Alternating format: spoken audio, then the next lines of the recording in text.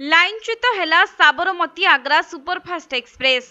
विलंबित राति प्राय 11टार राजस्थान अजमेर मदर रेल स्टेशन निकटरे घटी दुर्घटना, जहाँकि एक्सप्रेस रो इंजिन समेत 4टी कोच डिरेल होईछि।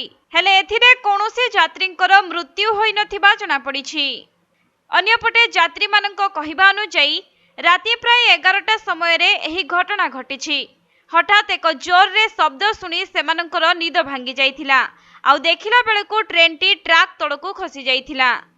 परे खबर पाई रेल सुरक्षा बल आरपीएफ, सरकारी रेल पुलिस जीआरपी सहित अतिरिक्त विभागीय रेल परिचालक एडीआरएम एवं वरिष्ठ अधिकारी समेत उद्धारकारी दल घटनास्थल रे पहुंचीथिले।